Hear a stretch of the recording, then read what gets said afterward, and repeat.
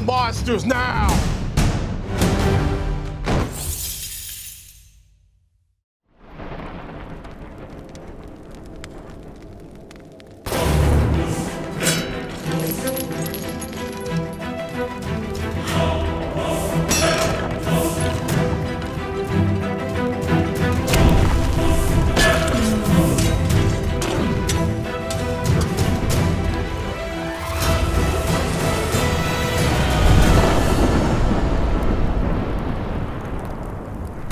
Ladies and gentlemen, welcome once again to Dimension 20 and our first ever side quest, Escape from the Bloodkeep. I am your humble Dungeon Master, Brennan Lee Mulligan. With me are my friends Rika Shankar. Hello, hello. Matthew Mercer. Hello, everyone. Amy Vorpal. Hi. Mike Trapp. Hello. Eric Ishii. It's me. And Ivy Wadaway. Boy. Well, without further ado, we're going to begin our very first side quest, a tale of evil and darkness, escape from the Bloodkeep. Behold, a land of ash and shadow, choked by sunless and starless skies. The vast plains of Kralravenrath, smoking with craters and the breeding pits of orcish armies. Spiders, wargs, and bats cover the land of Gorgar, whose armies seek to forever stomp out the forces of light within the world of Elna. Beyond the bog of despair and the towering mountains that surround the door of doom, past even Kendrath, the scary volcano, there rises, endlessly towards the sky, a towering fortress of vast obsidian might, who seeks to pluck the very stars from the sky, Azagnur, the Bloodkeep. And atop its utmost spire, the flaming maw of Zaulnaj, Lord of Shadows, who bends his ceaseless will to the unmaking of the world. Forever stand the Bloodkeep, and woe betide its foes forever. Within the Bloodkeep, this vast obsidian fortress, where we see our various heroes, or should I say villains, we are going to zoom deep within the Bloodkeep, where gears and chains crank and orcs call out and trolls lumber, goblins chitter and scurry about, and spiders spin their webs deep, deep, deep in the bowels of the Bloodkeep.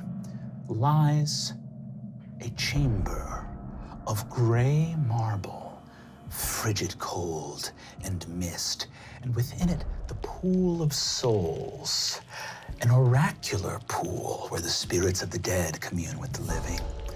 Floating within the pool of souls, her eyes rolled back in her head as she communes with the spirits here, we see the Farseer, the dark oracle and soothsayer of the forces of darkness, Effink Murder Death. Amy, would you please describe your character for us?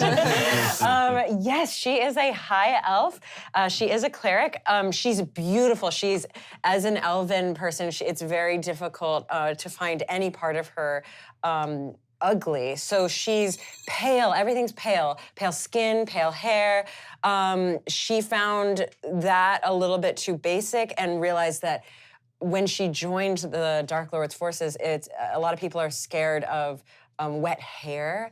So she has leaned in every part of her wisping, kind of almost Grecian robes that she dangles. They're all wet. Everything's just like very wet all the time, and the hair is in her face. So she's doing her best to look scary, but actually is always very hot.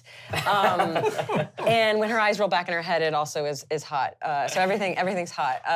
But yeah, I think, she's wearing a tiara, and she normally has a bone with her, which is a skull that she calls her bone. And that's what she looks like. Wonderful. Effink is floating in freezing cold water, just barely above the point where it could become ice. The chill in your bones eases the passing of your mind's eye from here into the realm of spirits. You feel them now moving around you.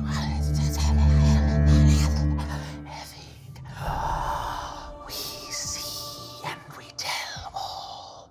Let her of the far sight know that which she wishes. What questions, Queen of Sight, do you wish to have answered?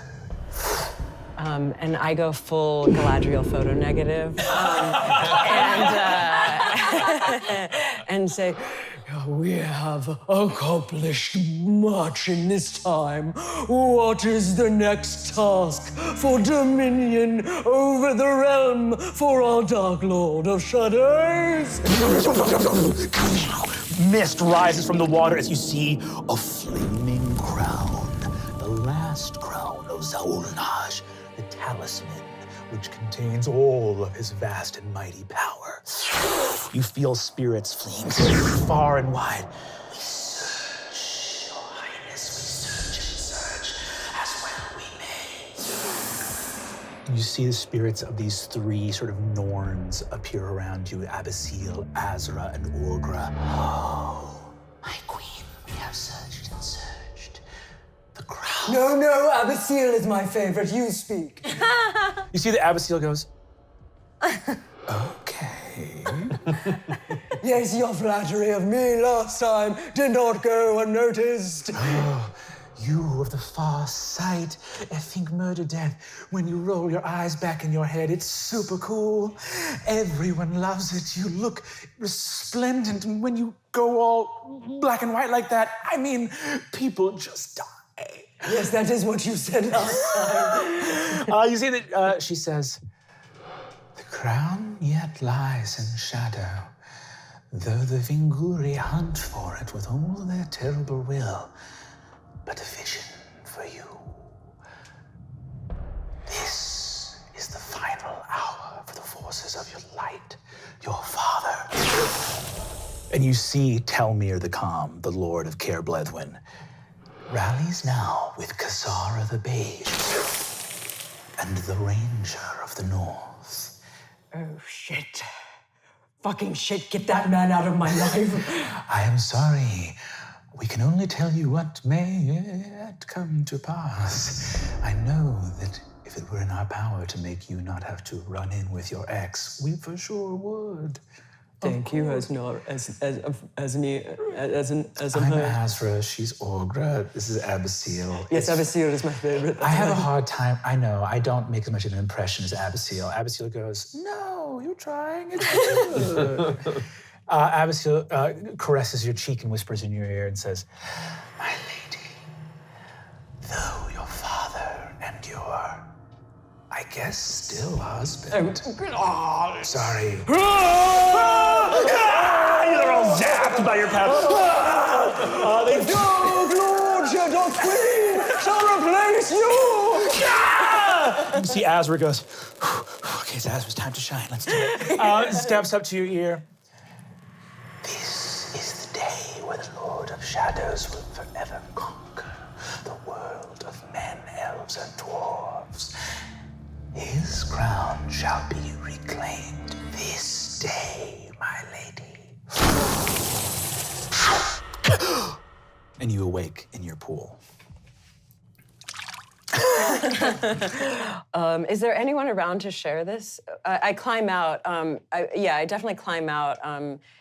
Pick my wedgie and Go ahead and give me either Arcana or Religion. As a okay, skill and that was check. Abyssal, Azra, and Orga. Orgra. Orgra. We will do. You want religion or Religion or Arcana, whatever you think your character would use for their oracular abilities. oracular? Yeah, I think Arcana. Cool, go for it. Let's just do that. So that is a dirty 20. A dirty 20, hell yeah, love it. As you step out of the pool, You get a vision in your mind of someone sort of nearby to you. You foresee yourself walking from the halls here. Someone else that stays in the bowels of the tower with you you're quite near Lilith's cavern. If you wanted to go and consult. Oh, perfect. Yes. You're quite near Lilith's cavern. Also, with that dirty 20, you have one final flash of insight that you're not quite sure what it is. It doesn't feel like your other visions, if I'm being honest, because this one doesn't make you feel like good about yourself and positive, and your best visions are the ones that psych you up and make you feel good about yourself. You see a weird then what I do is there's a mirror as you exit the pool, and like I have a moment with the mirror because, well, this is if you've ever done like a bath or like one of those I don't know. Sensory deprivation tanks, and you're like, wow, okay, everything is normal and cool. And then you walk out, there are these mirrors, and you're like, oh shit, my like corporeal body is still, you know. Yeah. I'm still an awkward fucking human. Yeah, you look at yourself from the earth. Yeah, you never forget it. You're made of dust and mud. Exactly. When you were in the pool of souls, your hair was like flowing in this crazy fucking awesome thing. And now it's like, just like on the side of your face, and you're looking at yourself like drip, drip, drip. Everything's sticking to me. I forgot my Spanx. You grab your staff stolen from the wizard Randolph, and you hold it, and you look at yourself there in the mirror, and you see for a minute a vision that occurs in just a slight moment, and there's a pang of urgency. But this is the kind of vision that you don't like because it bums you out a little bit, and it's confusing. You like visions are clear. But I might interpret that maybe as like, if my father is about to die, then maybe, yeah, that doesn't make me feel great, but I can't tell. Yeah, you see, it could be that. It could be like some weird thing where you're like, these spirits are trying to mess with you on like your big day or something like that.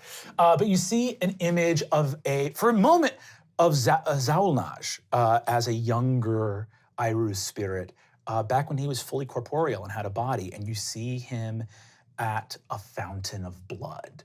And you don't know its significance, and it doesn't appear to be telling you anything, but you just get that vision for a second. At it, like looking at it, yeah, like standing near it? Yeah, you're not in the vision, just in the mirror for a moment. It comes like a flash so quickly that you could almost be like after effect of the cool vision where I found out we were gonna win, or, you know, it's sort of like some weird bullshit. But you do get with that 20, you do get a little moment of that. And then Lilith is further on down the hall. We are going to cut over now. Shadows as the oracle strides down the hallways. They become more and more covered in cobwebs. Following shadows, we hear the screams of dancing goblins, and the screams begin to morph into growls and howls, and we move away from the beautiful masonry obsidian into rough-hewn red rock and the stink of midden heaps and hay and blood and bones and snarling beasts. We are at the warg pits where we see goblin wolves snarling at each other. We see that there is a lumbering troll with an enormous wagon of loose body parts from orcs and goblins that have died in industrial hazards. So like severed limbs, heads, stuff like that. The orc is moving along, and we hear hungry scraping as warriors try to come up and get out of their pits. We see also that there are some chained like drakes and wyverns. We see enormous aurochs, like prehistoric, like 30-foot tall, like musk oxen with crazy piercing in their nose that are all chained up elsewhere. It smells worse here than it does anywhere else in this world. It is feeding time at the beast pits. And of course, directing the way of the limb wagon is the one and only Sokbar the Bog Lord. Hello. Mike, please tell us what your character's up to. Yes, so this is Sokbar the Bog Lord. He is of the Kashai race. For those viewers at home, we just skinned it onto a half orc. But he is an ancient, like sort of prehistoric, like weird swamp creature, like horns and turtle shell and sort of crocodilian teeth, a big kind of like lizard, goat, crazy fucking nightmare creature from the swamp. Big, strong, two big old axes. Yeah, and he's I guess I'm here directing and just like grabbing some of these limbs and doing that thing like where you if you ever seen like people with like a lot of pets that comes around, it's like okay, everyone's gonna get some. Okay, calm down, Jessica, calm down. Here you go, everyone gets some. Everyone gets some. Okay, jump. You see that, this insane, a bunch of fucking like Crenshaw come over that like peel their flesh so that their exposed skulls are gnawing at it. All of these beasts that wish only terrible harm on all living things just love Sokbar. Wargs. Singing them a little song. I'm just like, oh, there's something in your teeth. What's that? See, there's just a full finger bone in there. Oh, that had to have hurt. All right. You hear a bounding noise nearby, just feeding all these beasts that are kind of getting prepared to go to war. The vibe in the beast pits right now is like the wargs are going to be released. The Aurochs are going to lead these siege weapons here. You're kind of preparing for the final push of the armies of Gorgar finally flooding out into the free world. And you hear this brum, brum, brum, brum. And you see that this enormous warg rolls up to you. This is one of the few wargs that can actually talk here. You see this warg named Bezo runs up and goes, "Hey, it's Bezo, Master Soapbar. You're not going to believe it. I think Jeremy's about to give birth." What? I think he's about to give birth. Where is he? He says, come on. You see the troll goes, "Dead dude about to give birth," and points to the limb wagon. I'm sorry, I didn't catch that. You truly, what was that? Yeah, you know what? Just throw the limbs around. You know, make sure everyone gets some. And just starts hurling limbs just willy-nilly all over the ground.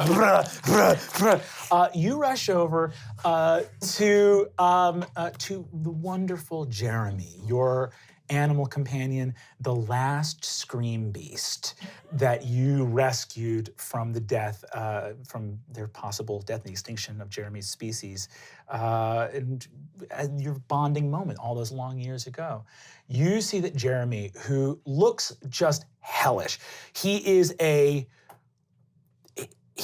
quadrupedal kind of, but is like a lizard frog beaked squid crab with like, he's got prehensile eye stalks where his two eyes move around, and his head is like a weird blowfish, like it kind of inflates a little bit, and he's got a beak on the front of it. And he's got two wings, but can't fly because the wings are like atrophied and too small, and two tails, hooves, and he's got a pair of clawed hands above his hips on his hind legs with no arms, so they can't reach anything unless he moves his butt up against them. Butt hands. He's got like butt hands. But you see, So majestic. I can't believe these creatures. It's coming from the earth. Why would I just want to kill one? Miracle of nature. you see that Jeremy, his head is just swelling enormously. He's over in his pen right now. There's a bunch of dead goblin parts around, of goblins he's been eating. And you see he just is going, Jeremy, you doing okay there, buddy?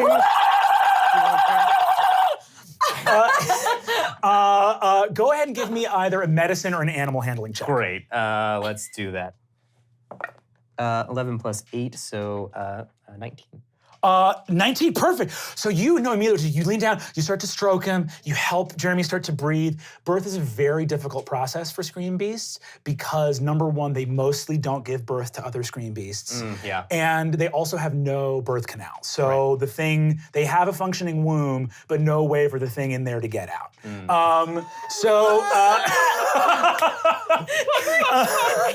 these things should exist. Definitely. It's a tragedy that so many people have tried to wipe these things from the earth. Can't the butt hands help in some way? Like pulling it out. You do see that the butt hands appear to be flailing for something. They want Some ice chips in there. You see they start to rub ice chips on the back, and you see that a bunch of just huge blisters start to form on his ass from the ice, like the ice is burning him, but he seems to like it. Screen beasts are hard to understand. You see that his head swells and swells and swells even more, and you see Bezo looks on and says, I mean, crikey, it's just beautiful to watch. Look at him. And you see the head swells, and a little seam bursts on top of his head, and just green poison steam escapes. Truly sounds like a train approaching. And you see that a fully formed, it looks like a goblin crustacean centaur, like a goblin torso on top of like a crab body, but with two goblin heads. One of them has eyes and no mouth, and the other head just has a mouth and no eyes. And you see this thing scuttles out of Jeremy's head, and you see that the one that has no eyes goes, "What am I? Oh, buddy. What am I?" Okay, so here's the thing, right? Somewhere in the world, someone had a nightmare and imagined you, and now you're just giving birth into the real world. All right, well, you know what? Do I have any more of like goblin parts or anything on me? Yes, you do. Yeah. Oh, here, have something to eat.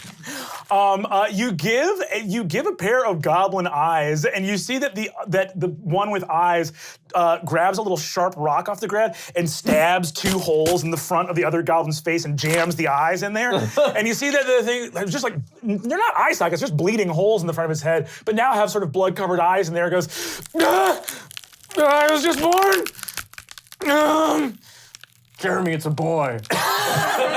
Jeremy. I see that Jeremy looks over at the thing and goes, and like nuzzles your chest and begins to cry out of his eyes with just a sort of maternal/paternal pride. And you see that Bezo looks over and says, right, so now you were just born, so we're going to get you a name soon, but number one, who do you serve? And he's like, I just got here. Who do you serve? Go on, who do you serve? He looks around, and the one with no mouth kind of looks and shrugs with its one arm. And he goes, Zaulnash, Lord of Shadows? Oh my God, yeah, it's Zaulnash, Lord of Shadows. Okay, I know, I think I get it. I serve Zaulnash, Lord of...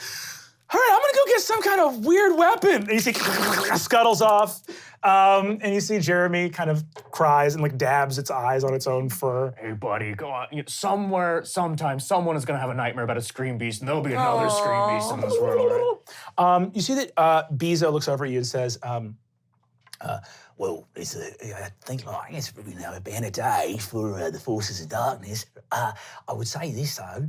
I don't want to get your hopes up, but there's been a rumor that a species that we thought was gone might be back. What? Some of the wolves came back from long patrol, and they said that there was a dropping. And you see, he brings you over to a concrete onyx turd the size of a house. Oh my God. That looks like lava mog waste to me. Oh, hell yeah.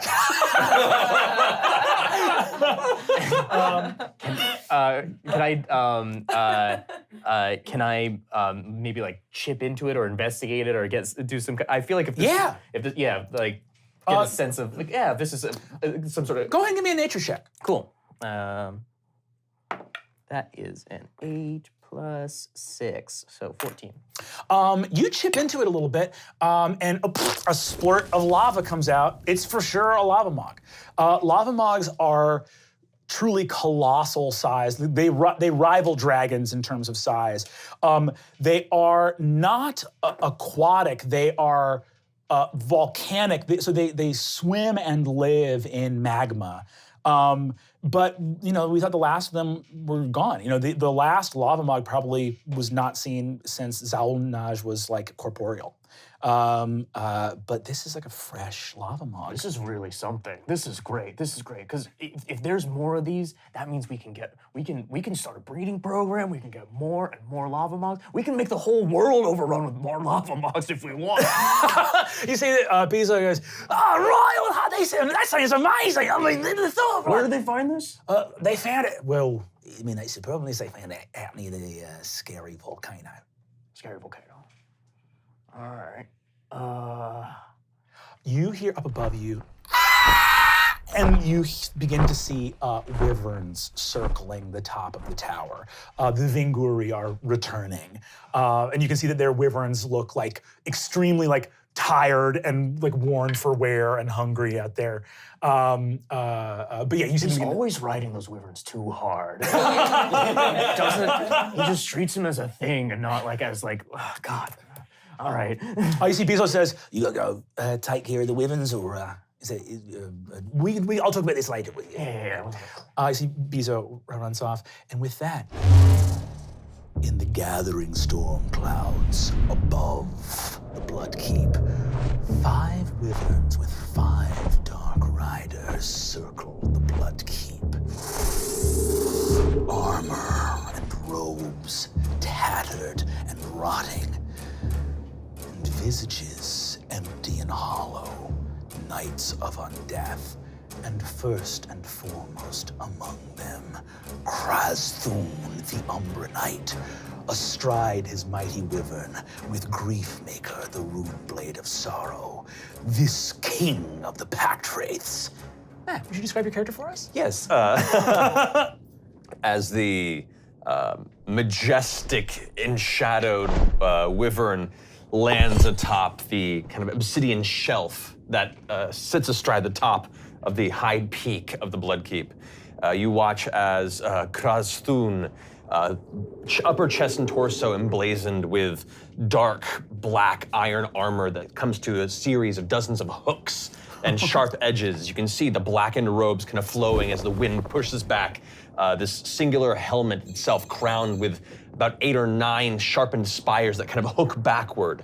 From within, you can see the very, very faint slits of metallic armor that leaves kind of these vacuous spaces where there's a dull blue glow where the eye should be.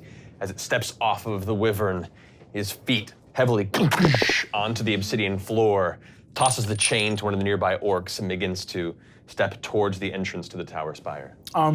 You see that the other Vinguri and fall into rank and file behind you. The doors, with no need for servants, open before you in this place. As you, not only do you walk, but you glide several inches above the ground, manifested by the pure might of your fealty to the Lord of Shadows. You and the other Vinguri move through this place, and even with all of the dark creatures that dwell here, things do their best to avoid the Vinguri, especially after a hunt. You see that Torbale looks over to you and goes, "We are this close. I mean, we are truly this close." I know and I understand this, Declan, but, sorry, Torbale. My apologies. You see, he looks around and says, "I don't see any goblins. We can do it. Declan's fine. Declan's fine." You see that, Miles looks over at you and says, "Leland, I just have to say, and I think we should take a moment, because I think that we've been taking the fact that we haven't found the crown very hard on ourselves. And the fact that you managed to catch that halfling in the shoulder. Remember when we were fighting in those ruins? And I remember. I was very proud of that moment. Well, I should think we should. And you see the other 4 wraiths all kind of give a little golf clap. Thank you. And as he pulls his helmet off, you can see the long silvery hair strands kind of gently, they don't quite hit the top of the armor, they kind of drift a few inches off of the edge and kind of lift in their incorporeal way, shakes it back a bit and kind of accepts with a dull grin the applause before going, and I appreciate that, but little victories don't make for an overall success. And until that crown is found, well, we're a failure. I'm a failure. No, Leland, no. And they say they come around you and put their hands on you and they go, you're not a failure. We've been given a very hard task. Cassara the Beige, Telmir the Calm, all of them are trying their best to stop us. Look, we all got destroyed by a magic river. That's hard. And we were back at it, a day later. You're right. No, you're right. You're right. You just can't. I just hate to see you beat yourself up. And you see that Oswald speaks up and says, Leland, honestly, you can't beat yourself up about this stuff. If you're going to beat yourself up after actually managing to wound the halfling and curse him, what am I going to do with myself? That ranger threw a torch right into my head. It went all the way into the empty spot in my helmet. Yes. No, I'm thinking maybe we need to discuss reworking the shape and design of our helmets. Yeah, if they're going to be throwing torches at us. It's the first time for everything, but we are learning creatures, sentience above that of men. Yes. We can wear things that cover our faces. That's what I'm trying to say. You see that the other Packers all sort of shake their heads and say, well, it's really rather hard. And Toby looks over at you and says, well, look, how about this? We can beat ourselves up all we like that we haven't found the crown yet, but win's on our side. We managed to drive them to Cair Bledwin. We are poised to have our armies flood into Old Tiriath and destroy Torquellan and the City of Stars. I did manage to destroy Cassara's staff. As it shattered into 100 pieces, I can still hear the sound echoing in my ears. That was incredible! I That was drew a really picture of it, just as a keepsake. Really? Yes. It's not. I'm not very good at it. You see that Oswald goes, Leland, your line work. Thank you. I've been trying to cross-hatch recently, and It's I think incredible. it brings depth to a two-dimensional piece I had never accepted before. Well, you see, Declan goes, well, it's always about perspective. That's what you're trying to do, is you're trying to capture those objects. What I love about your work is it's dynamic. It's not it's not a logistical drawing. It's capturing a moment. Right. The musculature still escapes me, but I think the overall emotion of the scene is the most important thing. You see that Declan says, muscular escapes us all. Well, we're going to go wait in cold, dark rooms to be called upon again. Yes, you do that. And you see that they say, bye, Leland. Good luck with the balls. Let us know how it goes. Thank you, and thank you. You see, they all glide away from you. You see Soakbar come up to bring the wyverns back down to the cages. You see Krasloon having this little art conversation with his buddies over there. It's take some responsibility. Thank you, Sockbar. Really appreciate it. Yeah. You know you need to feed them, right? That's not my job.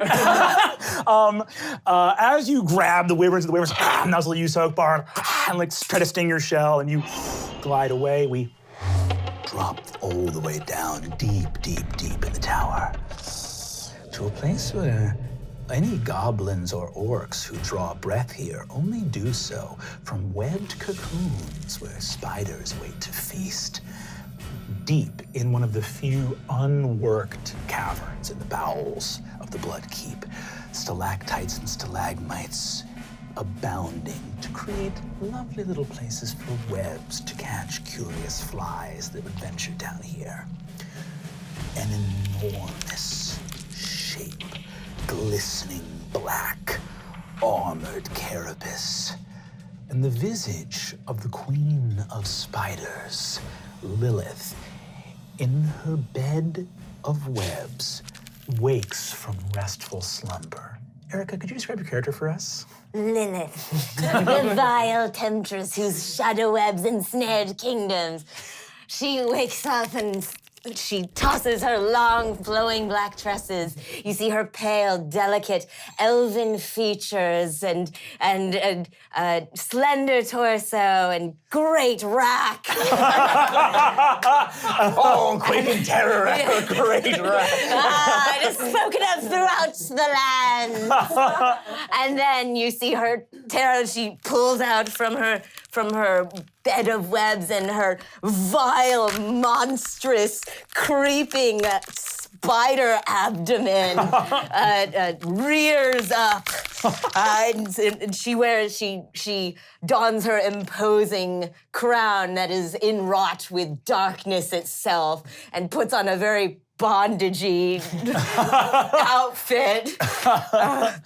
And she, of course, she grabs the wine glass fumbles for and grabs the wine glass next to the bed and pours herself some of Tyrioth's best red. As Lilith looks around, you begin to, though it's very fuzzy, both from the amount of wine consumed the previous night, you remember coming down to your cavern with this truly gorgeous half-orc named Rasvan. I mean, this guy was built. He was, one of these like half-orcs who just, abs and obliques and the whole thing, barbarian. Amazing rack. Yeah, incredible rack. First thing you noticed about it. And one of those guys that has all the orc, has the strong jaw and the hot tusks, but then those flinty blue eyes, and you look around and you and Rasvan, you thought, really hit it off. And you don't see him anywhere around. But last night was so incredible. I was incredible. Wasn't I? Oh, could it happen again? It just keeps happening. They're intimidated. They're intimidated by my prowess as an arch general and my 10,000 shadow brood. As soon as you say 10,000 shadow brood, you hear a voice outside saying, "Mom, can we come in?" Mommy needs 5 minutes, please. Okay. Some of the orcs in the webs are getting super liquid. Can we eat early? Just help yourselves. You're big boys and girls now. Okay. By the way, some of the treasure out here, Russ and Jason are playing with it, and That's fine. Tell them to distribute it amongst some of the teenagers. So they do have to share, right? They do. Yes, they have to share. Sharing is caring. You all know this. Okay, love you, Mom. Why am I so bloated and full? I didn't even eat anything last night. This happens. As She picks a piece of what may be like a tusk out of her teeth. Where does that come from? Another one bites the dust. As Lilith exits and begins massive spider legs carrying her out into the larger caverns of the Spider Queen, you see that your thousands upon thousands of children skitter about. The little ones who are about the size of just normal spiders are all kind of screaming and yelling, like, "Hi, Mom!" crawling up on your body. You see that Jessa comes up to you, one of your daughters, and goes, "Hey, Mom, should we save some orc for your friend?"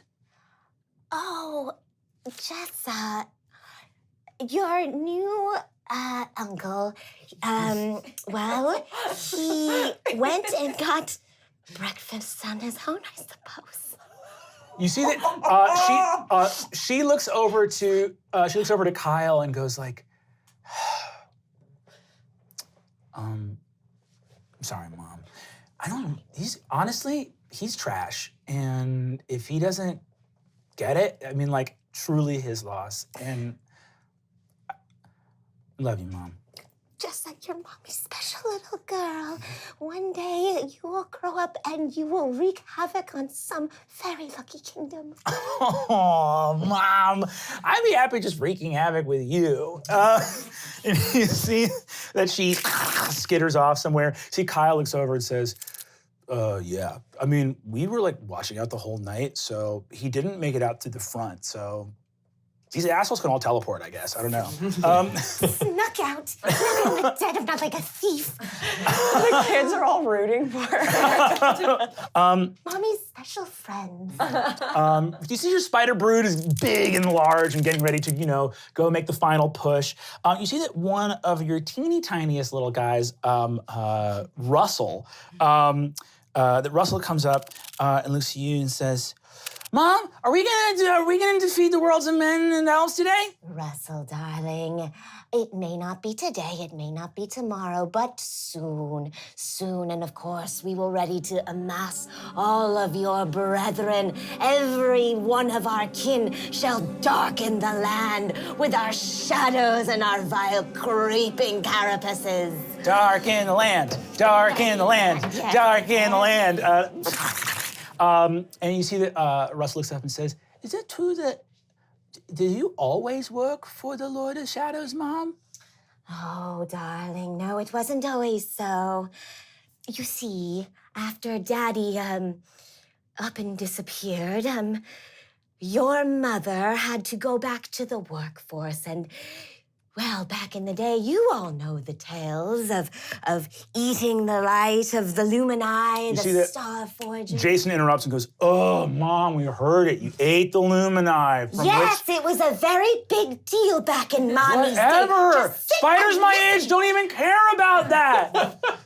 I don't care. Like, okay, like, you ate some lights a long time ago. Like, how do I eat lights now? They were the Star Forgers that forged all of the lights in the sky. It was a very big deal. Just sit and listen. You see that Jessa says, it's like, guys, stop ragging Mom on. She's having a hard time. You see that Russell says, they did all the lights? Is the sun, did they do the sun too, or just the stars? Just the stars. Just the stars. It's fun. So you see, Jason goes, so not all the lights in the sky. So not all the lights in the Listen, sky. when you grow up and you have terrifying shadow kin of your own, you just see how you like it if they don't listen to your stories. He says, oh, fine, whatever. I'm not even gonna have kids. I'm gonna go out into some mountain pass somewhere and just eat a bunch of orcs. Skitters off. You hear approaching footsteps, and Effing, you arrive here at Lilith's cave. So, how did it go? Oh, effing. Another one ran out on me. I just don't know what I'm... No, it's not me that's wrong. No. It's them. No, that's right. And your children were appropriately supportive. Open and honest communication about Mommy's social life, I think, is good for them, is very healthy. I just don't know.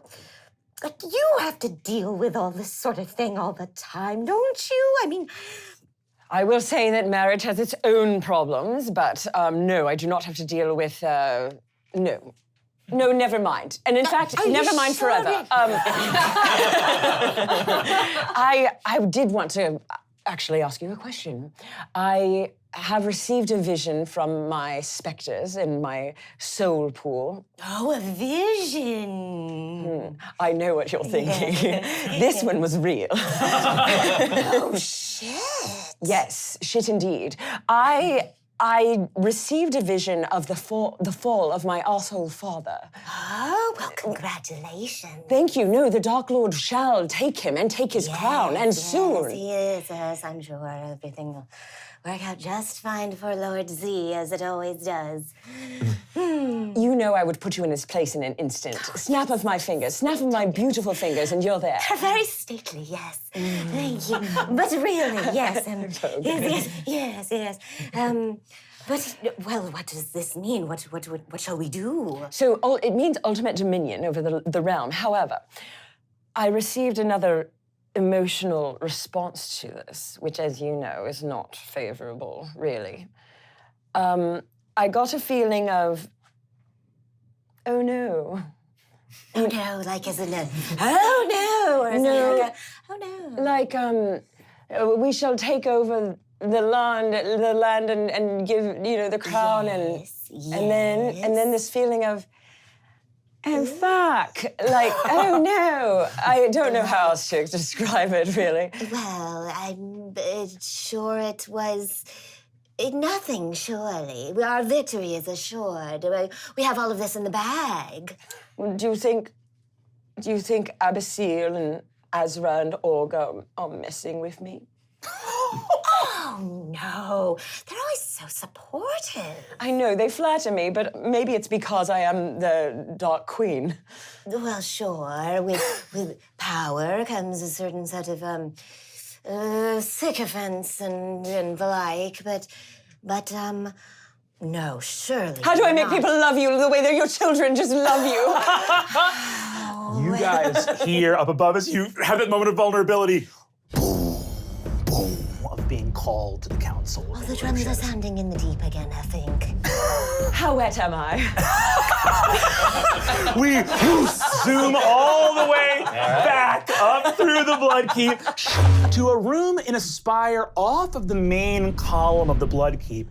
And this is not obsidian, this is ruby red, made of beautiful, fiery gemstone. The most gorgeous, shimmering tower you've ever seen. At the very, very top is a beautifully appointed room with flaming curtains and a 4-post bed and the most beautiful artwork in gold everywhere and a massive warhammer leaning against the fireplace. And sitting in a beautiful, no back chair like an ottoman, this beautiful cushion, is our friend Maggie. Reika, could you please describe Maggie for us? Yes. I am a tiefling barbarian. I am 6 feet tall, which is tall for a woman.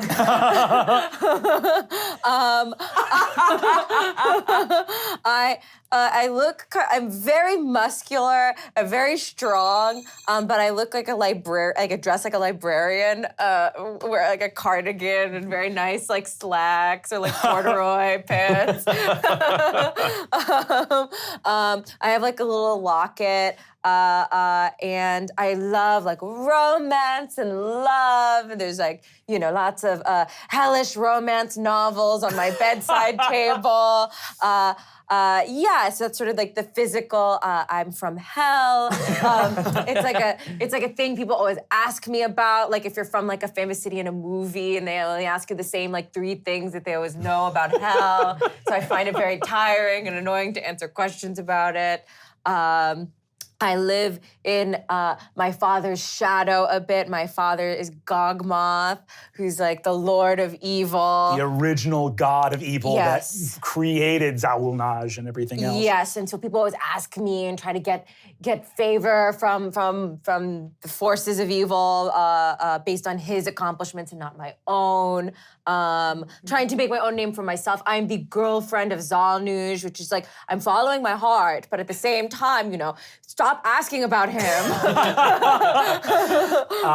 You see that behind you is your handmaiden Sistra, who is a Cyclops hag. She is this one eye on her wrist, straggly hair, this like sort of onyx blue, but like blue lapis lazuli kind of skin, sort of like hermit's robe around her. And she is just combing your long, beautiful, flaming hair.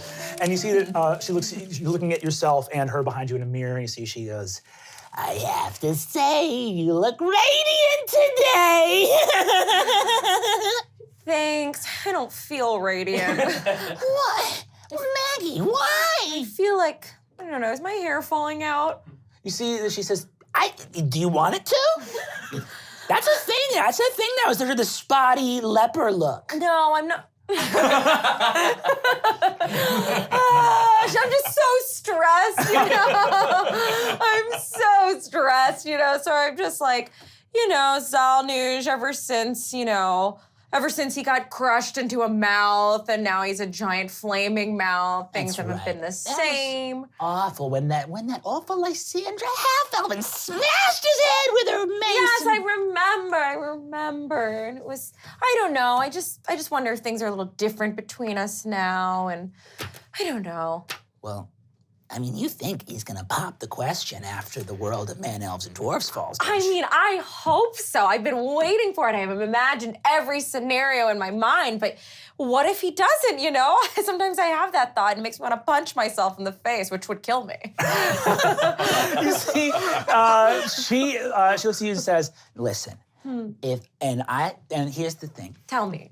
Zawulnaj hears all, and Me speaking out against him literally forfeits my life. Even that being said, if he doesn't pop the question to you, he's fucking crazy. He'd be crazy, right? fucking crazy. I mean, You are a capital C catch. Thank you. Thank you. And I tell him that, and I know that. When I look in the mirror and I see myself, and I know that. But, you never know. You never know. Things can change. Listen, let me tell you something. I've been around a lot. I've been around a long time, okay? And I've seen people come and go, all right? And Zelmaj, back in the early days when he was dogging around. Yes, I remember. Disgusting. Disgusting. He looks at you. Stop. Like he looks at nobody else. Stop. And for me to be able to tell that when he has no eyes or face, that means something. Thank you. And but lady, I'm sorry, I never ask you about your personal life. We kind of just talk only about my stuff. No, oh my God, listen, at my age, I'm just happy to catch up on the gods. Excellent. My partner is a pool of shadow sludge. So Oh, that's sweet. Well, so it's all, there's nothing to report. It's sort of like, yeah, things are good. They're still in the area of space they occupy, so, yeah, I want what you have. Wipes a tear from the center eye of her face. She goes, that is so sweet. Listen, you guys have all been hoofing it, and it's going to work out. I know that. He is really the love of my life. And here's the thing. That's something rare and special. And once he's conquered the world of men and elves, then you know what you got to tell him? You got to take him. This is on your wedding night. Uh-oh. And this is when you'll have more than a mouth to work. Trust me, I don't need it. You're so bad! You are evil!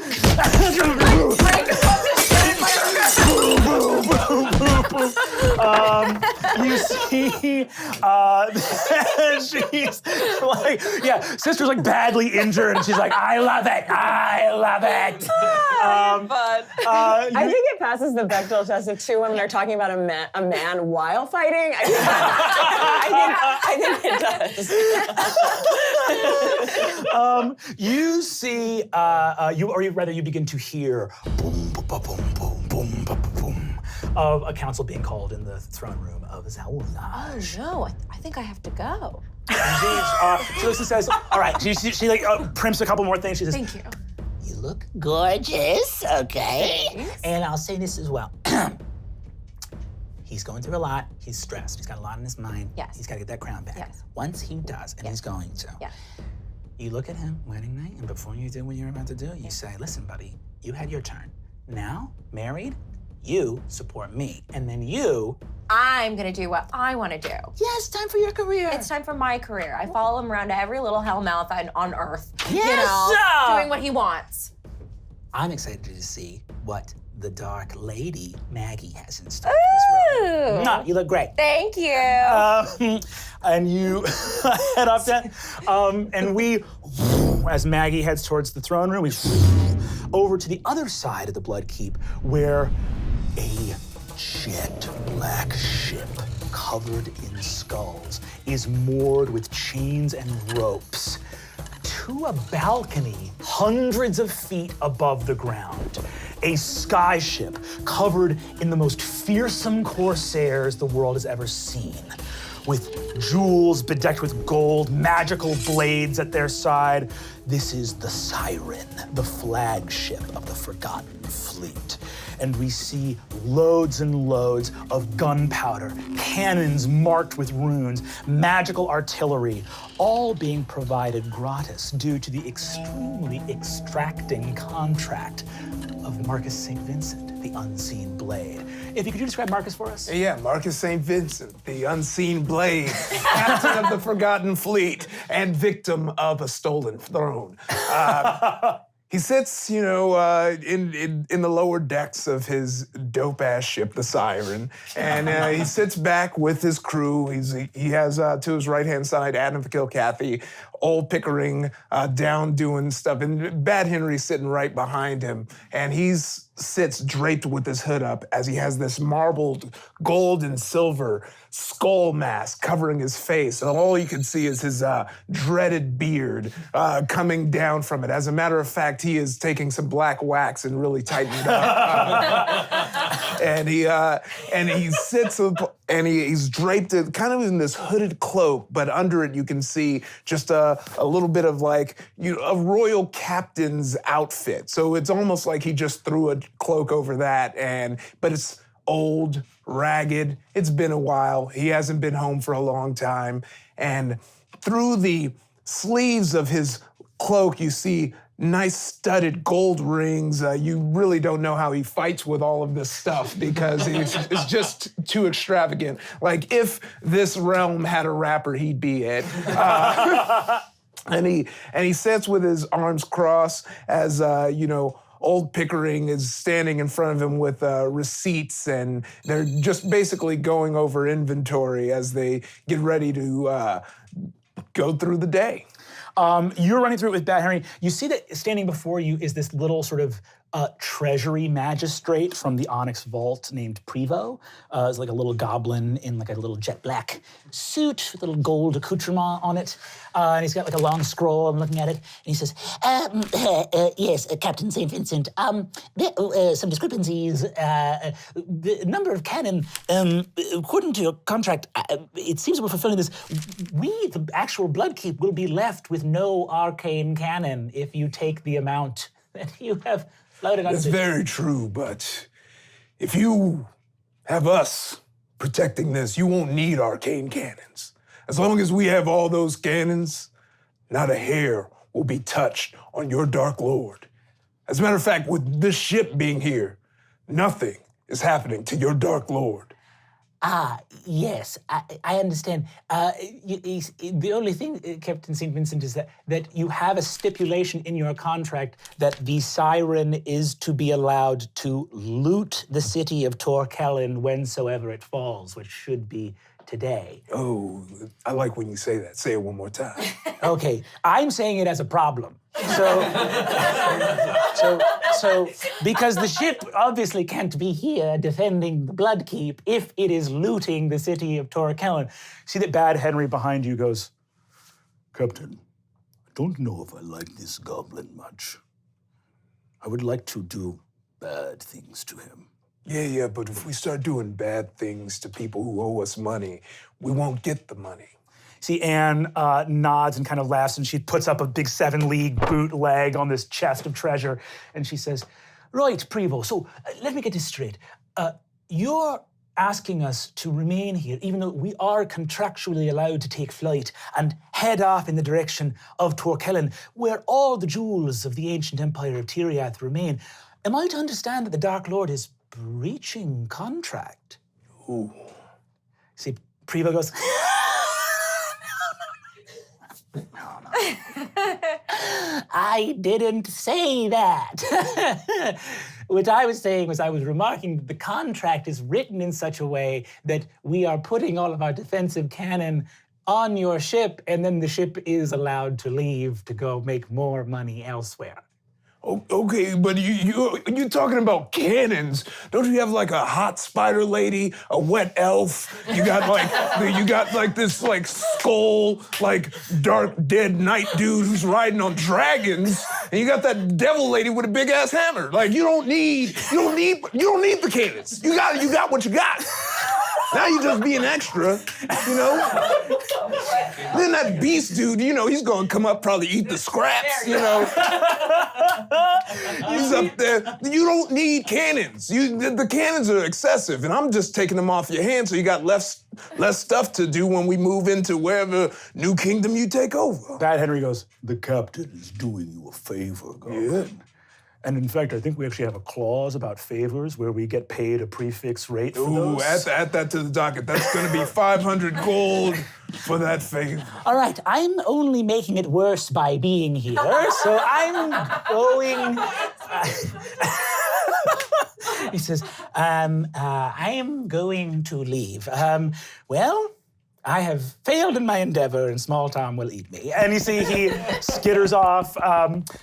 You see that old Pickering comes in, such as ancient old corsair, and you see he goes, Aye, Captain, it's good to see you again. I have made preparations. The siren is in fit fighting fan. Yes, yes. And these cannon are a pretty penny, and we've got about twice as many as we can use. So we'll be able to sell them at a high markup. I mean, and there's nothing in the contract that says we can't sell them to a third party. Yeah, no. That's, like I said, we're doing them a favor. Making money. Yeah, exactly. Look, we make money, we conquer, in the order I just said. you see he looks up at you and says, Aye, and when the world of human beings falls, we'll be rich.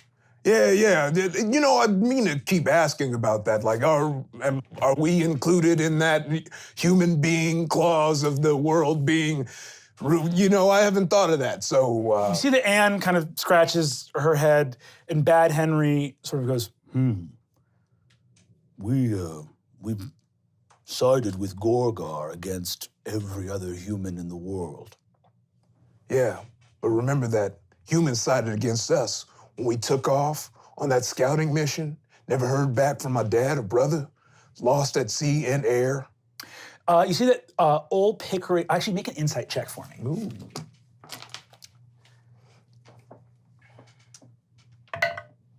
Uh, 10. You see that there's a quick look shared between old Pickering, Anne, and Bad Henry as they look at each other. What was that? What's that, Captain? What was that look that you just did? You see that Anne looks at you and says, "Right, Captain, there's been word that along with Cassara the Beige and Telmir the Calm and the Ranger of the North, that your brother Tavian has sworn alliance with Tiriath and will be fighting at the Door of Doom." That little punk-ass piece. See, so he's gonna send me out. Leave me on my own, and the only thing I could do is join the Dark Lord, and then he's gonna side with them? Well, rather side against him. He'll be fighting alongside the forces of men, elves, and dwarves. Yeah, no, that's what I meant. I just said it weird. All right. It'll be, I'll look at this as our chance for revenge. You see, Bad Henry says, "And revenge is a dish best served bad." Yes, revenge is a dish best served bad. You see that Pickering looks over at Anne and says, "Bad Henry's always trying to work that angle very hard." I understand why he's doing it. In any case, Captain, I wouldn't worry yourself. Maybe all the humans in the world die and we're the last humans left and we have to run away from all the orcs, but we'll be running away rich. Yes. Don't think on it too hard. I'm gonna try not to. My brother sneaking in like that, it's gonna weigh heavy on me. Nods and says, Well, we'll take the siren out to Torek Helen to start the looting. If you remain here, Captain, you'll collect the largest mercenary fee in the history of Elna. Anne pours a drink for herself. Bad Henry pours a drink for himself. Pickering pours one for him and you.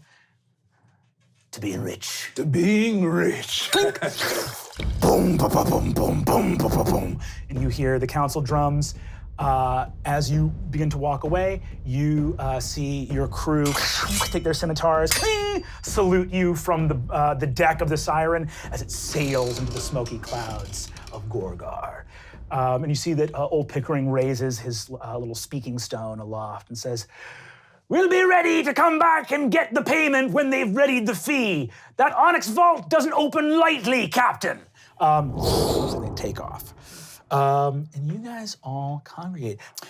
You stride away from the siren flies off into the skies of Gorgar, and you make your way towards the throne room. Boom, boom, boom, boom. Up in the heart of the vast and mighty Bloodkeep, we cut back to Effink and Lilith, who are walking side by side, followed by a train of spiders. And as you guys are walking, talking, heading up for your basically final council of the high lieutenants of Zaulnaj that you will have before the ending of the world. I mean, you're preparing for the final push. This will be the last meeting you guys all have before the big climax of this war. And again, you look out over the vast and mighty armies here, you know that the forces of good, they're outnumbered, they're weak. Most of the elves have already left for far shores. World of Men has lost its strength. Most of the dwarves didn't even show up. They have a hard time getting around. So they are very short and they wear a very heavy armor. So they don't, they shouldn't be expected to do that. But point being, forces of light, not about it, right? As you're walking along, you pass by the Library of Madness, where the ancient tomes, vast lore written in the midnight tongue of Gorgar are kept. You guys see that Kelriel, who is sort of old, wild-haired witch. She's, kind of like, always got these like sunken eyes. She always looks like she just got given horrible news constantly. That is her face at all times. She runs up with this giant tome, and she goes, my queens. Oh, yes. Is it actually bad news, or is this just your thing? What's that? We'll laugh with it. Go ahead. No, it's fine. It's fine. The books? Professor Trelawney over here. Yes, the books, they are bad books. There's the letters. Yes, the tones of horrors, yes. Yes, they are spiky. Yes, you're bleeding, as it turns out. She looks at her hand covered in blood. They want my mind, but they can't have it yet. Okay, well... Sorry! You see? You can talk. You see, she goes, sorry, I had something I needed to tell you. I found a book. I know that the Umbra Knight has been searching for the crown, searching always. He says, okay. And we're back. And we're back. Yes! Ah! Do you ever fall into your own mind? Well, on purpose only, yes. Kelvin, may I suggest therapy? It would be very good for you. It's very healthy. And there's no stigma. There should be no stigma against it. Not here in the Bloodkeep. No, absolutely not. Also, My therapist went crazy. Oh. well, I was about to... I told my therapist about my stuff, and they leapt from the top of the Bloodkeep, and they turned into bats, and the bats hanged themselves. Sometimes it's hard to find someone you really click with. Yes, you do have to go therapist shopping sometimes. Do you know how committed you need to be as a bat to hang yourself? You can fly! Yes, you must press down. Yeah. Oh, the image is despicable. What is it about the bloody book? I have found deep in the vast recesses of the Library of Madness a book which contains the lore of crown forging. Oh. I have found the journal of the Lord of Shadows, and there may be clues within the spells herein to help us find his last crown. Well, fantastic. What is the policy for checking them out? Oh, policy for checking them out? Well, as long as you don't have an overdue book, you're welcome to sign anything out that you like. I mean, are you holding it right there? What's that? Is that what you're... This is what I'm holding right here. The book right But there. I didn't sign it out. That's why I'm bleeding! Oh. You see that she walks back like 10 steps into the library, and the blood gets sucked up into the book, and she goes, ah! All these books are rotten. Okay, I love it. I love it. Now, what we need from you, disappear, write it down, and have a messenger send it to the Dark Lord, because I have to say, your verbal communication is lacking. Why do you say that? No. We're very busy right at the moment. We've been summoned. Did you not hear the drum beats? I hear them all the time. Always. Oh, Okay. That's not normal. Help. Okay. Yes, the clues, write them out. Just write them out. I shall send this book to the Lord of Shadows. No, just the clues. Just the clues. Yeah, He doesn't have eyes, really, to read it with, so maybe just have a messenger come and give us the sort of Spark Notes And version. by the way, how the fuck is this bad news? What? You said it was bad news. No, I didn't. I just screamed. I believe she said it was news. She said it was news, and we just assumed that it was bad. Why would you because assume everything I it's say is bad news? Okay. Yes. I will go write the clues down. I don't hate women. I hate that bitch. That's not a very nice word, I think. I just hate her. I just can't stand her. You see, she walks back into the Library of Madness. And the books, they are going to try to kill me. And she walks away. You guys continue on your way, having gotten the You know, I believe that she should really look into maybe transferring to another branch or something. Honestly, your suggestion of therapy and finding the right one is a glorious suggestion. But yes, any version of this keep not having her here is honestly the best. I think we might have there's somebody that's much more suited to the job of managing Mad Tomes. And also, just fuck her. You guys walk away. Leland and Soakbar, you guys are higher up in the Bloodkeep, but about equidistant from the throne room. As you guys walk, you hear the weird shivering shrieks and muted screams of the tortury, which is the place where all of this horrifying torture and pain and ruin is happening. You guys see a horrifying little goblin in a weird series of leather straps and belts with a horrifying little codpiece and series of rings with chains hanging from his ears to his nose. One of his arms is cut off halfway down from the elbow. There's just a curved bone saw there. You see the other one is holding this weird spiked flail. This is Master Ipskix, who's the head of the tortury. You see he wanders out covered in some kind of gunk, and he walks out and goes, Well, hello, my lord. It's a pleasure to see you working by the tortury. I trust that you are well understood the evil of victory over the forces of light. I slowly turn my head towards him, my eyes sparking with blue flame, the voice guttural, low and layered. Torturer. It's so nice to see you. It's nice to see you. You look like you've been busy, haven't you? Oh, I know. It's all been overtime. We're push, and everyone's deferring their vacation days till after the fall Well, of of the course, world. because then we can all go together. That will be lovely. Well, when you got that deadline, you sometimes you gotta sprint for it, but if there's something waiting for you on the other side where you can relax, that's it, I can't wait. I just hope the work doesn't suffer. When the work suffers, the people don't. And that's my problem. It was a stretch. The point I was wanting to make is this. I wanted to stop you on your way to consult with the Dark Lord. First of all, to say, come by sometime. We're working on some really interesting things. We're training little ants and beetles to carry little saws and sharp things and crawl in.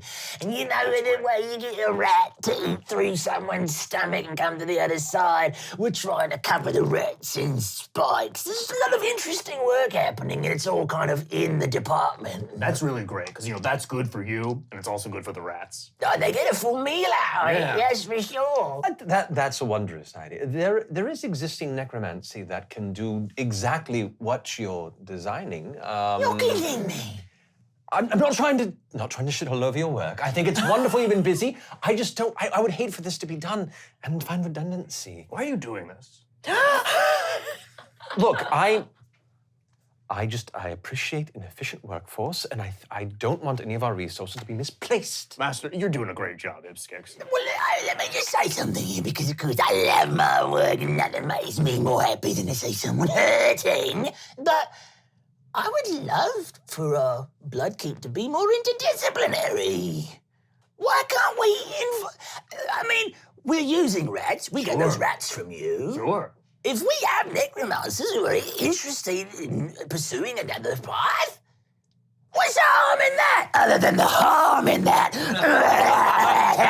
That's grotesque. Sort of step back as it's flail of limbs, like let him kind of.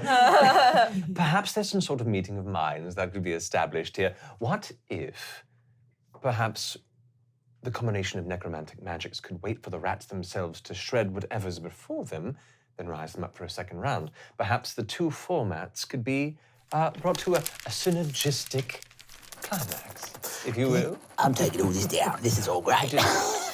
There we are, wondrous. So, ants, beetles, you say? Yes. Right. Imagine if you could hide them within the rats, for they have been risen. And as such could survive Like harboring. a turducken of torture. Exactly. I love it, I do. Well, I'm not gonna lie. I am hard as a diamond. So, I can see. So We can all see. That's genuinely impressive. well, thank you. I am a nasty little thing to work. Now, we ask was, we got some word that an old guest of ours was caught skulking around the mountains near the Door of Doom. Old guest. Do you remember that little strange, warped, mutated halfling we found? Hawk. Oh, yes, Hawk. Disgusting being. Well, of course we pulled the truth out of him. I'm imagining you doing all this with a massive. That's like bouncing. That's what the cod piece is for. Is you got to have workplace safety. I'm so sorry. He goes, so, what I was thinking was, I just wanted to say that we spotted him again, and I know that we had released him on the idea that he had been pursuing the halflings, Longfoot. So, I thought I would tell you that he was spotted up near the Door of Doom, but it was a while past. All right. And you spotted him. You didn't decide to pursue, or? What, And it was a while past? Because word has just gotten to me, you understand. Right. All right, so you're suggesting that maybe Longfoot is skulking around the mountain? He's with Orc? How about if you do me a favor? Do not give this information to the Lord of Shadows. I will personally deliver it to him. Of course, I'm not allowed to go in there or I'd be turned inside out. God, can you imagine how good it would feel to get turned inside out? Oh, wow. That codpiece is moving a lot. there's some thunking sounds coming from inside that codpiece. All right, well, I've got to get back inside. I've got a full day of work ahead. I can't finish up now. So I'll leave you to your business. Indeed. Always a pleasure, Ipskix. Always is, isn't it? And you see he skitters off. I have nothing to say. Let's continue on. It wouldn't be a problem if I delivered the news to Lord of Shadows, right? Well, I mean, All right, yeah, all right. I would really I got appreciate it. It's the crown's kind of my thing. I've been searching for quite an extended period of It time. has been quite a while that you've been searching. Oh, for it's, that. it's quite a slippery thing. Should not have been taken in the first place. Wow. So, yes, but I would greatly appreciate that. It's Sure. my department. Sure, And yeah. as we all have our relegated, appointed aspects, please don't say anything. Oh, sure, it's all yours. A long deadline that keeps getting pushed, I guess. So, It's trying times, but just know I appreciate your support.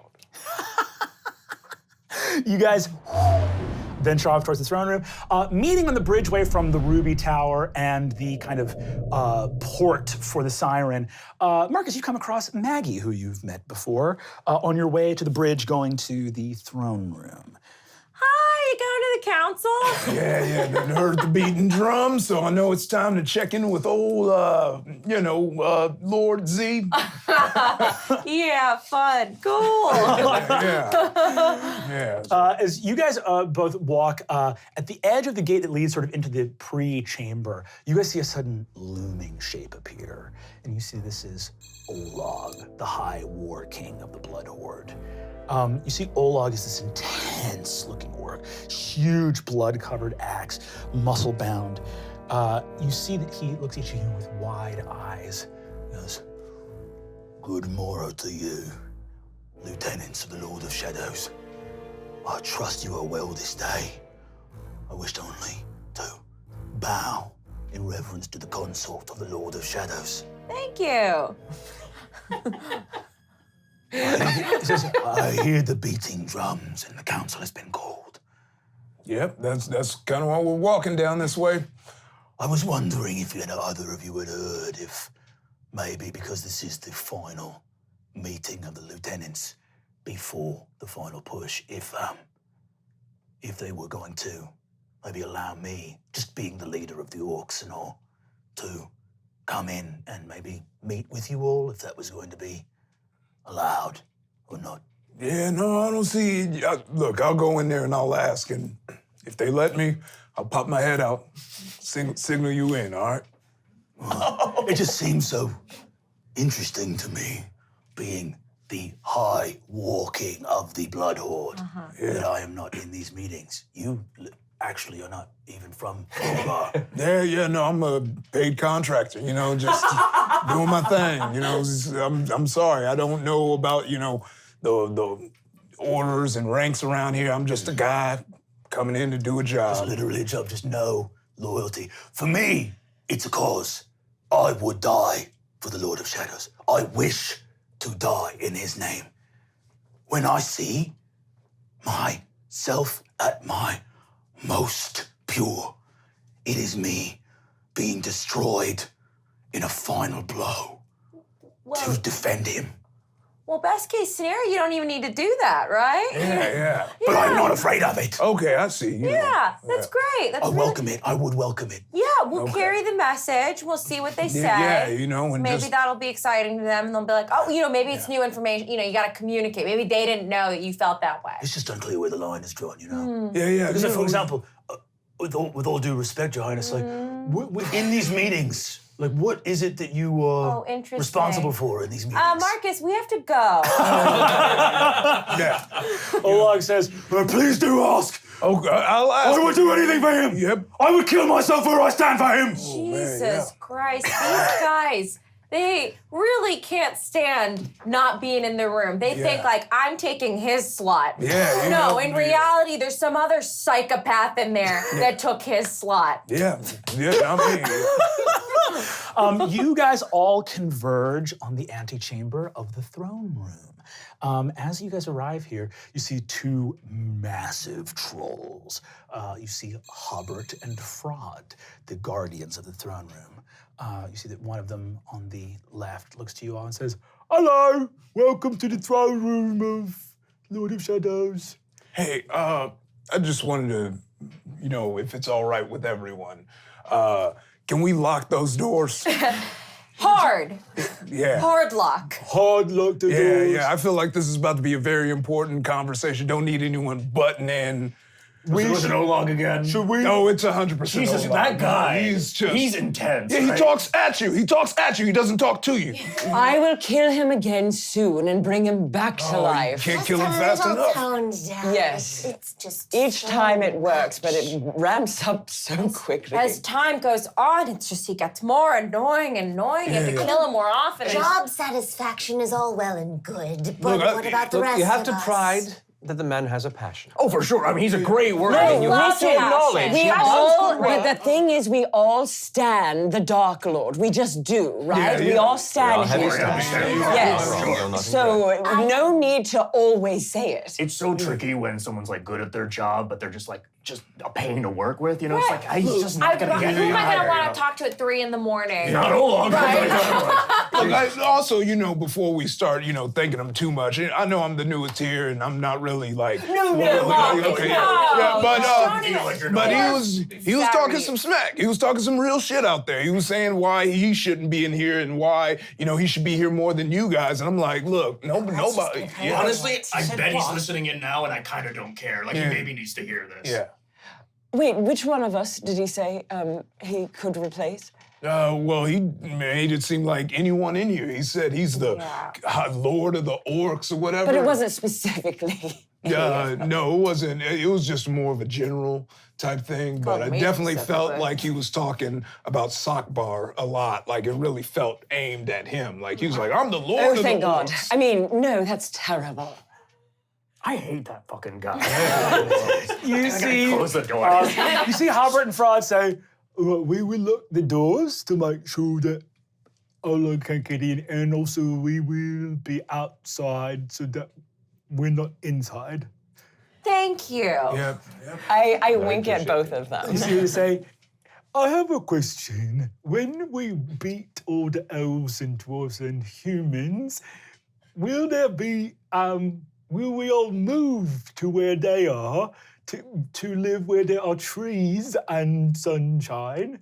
There shall be no trees nor sunshine when we have taken over the lands. Oh. I mean, there'll be some trees. Maybe. I mean, I got a whole thing going. Nice on here. trees with flowers and apples? Oh God, no! It'll be like gnarled trees with like screaming faces, like things that look like What screaming the faces in hell them. are you talking Yeah. about? Oh. Well, I heard one of the pact raids was talking about they were riding through a field that had golden grain, and there was Oh, that is my people's aesthetic. The fucking so elves. derivative, you know, it's monolithic culture. Yeah, and it's bad too because it's like you wipe out this whole ecosystem and you just plant grain and it's just grain. It's terrible around allergy season, year after year. Yes, Right. much better to see blacks and greys through a blue filter. Lack of biodiversity. Oh, for sure. I mean, you know how many slime molds they killed just so they could plant a bunch of grain? It's like, wow, cool. You really did it. You really, poor. You see, Harbert and Fry say, well, we had thought about, we heard legends about like things like a picnic and like to have a teacup. Oh, those can be provided. I have a few extra sets in my chambers if you'd like. Yay. Just minus the trees and grain. Oh, okay. Well, that's very nice. Welcome to the throne room of the Lord of Shadows. And you see they open the doors, and you guys see the throne of the Bloodkeep enter. The doors close behind you, and lock.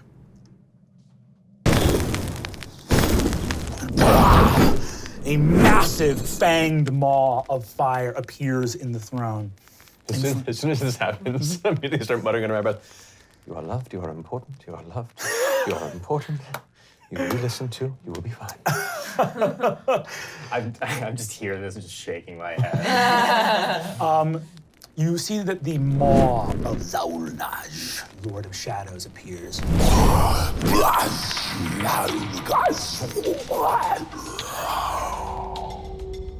most trusted advisors,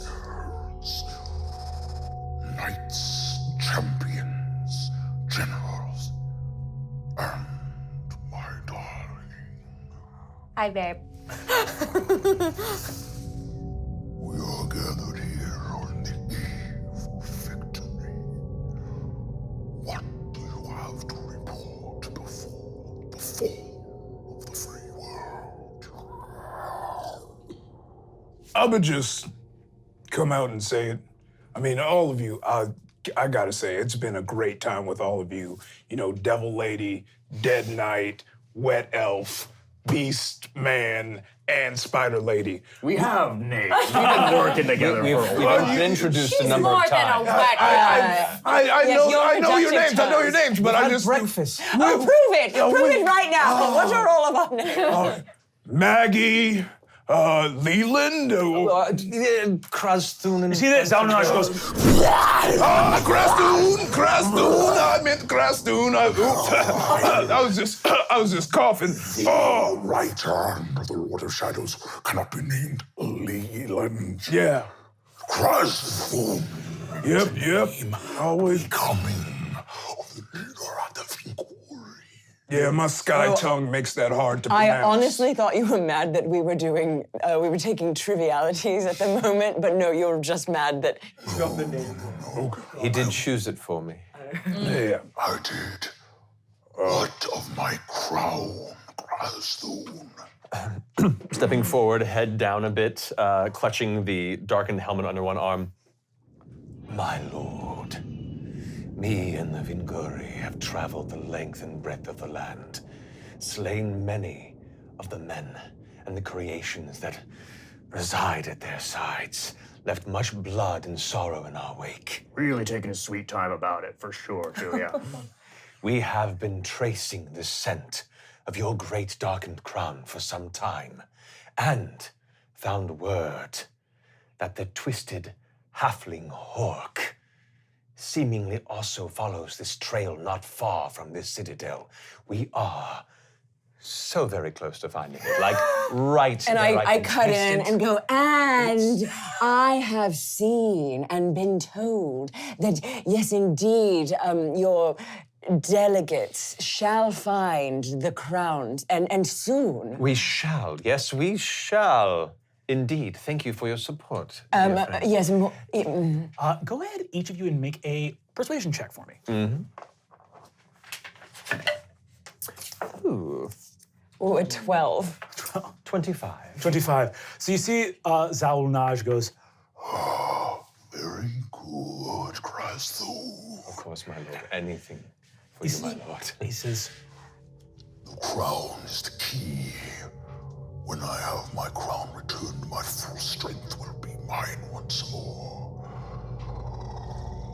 Soon Torkellen will fall, and the realms of Tiriath, Gerblethwin will be yours, Effing. A land of beasts and spiders. A land where we can live as we wish.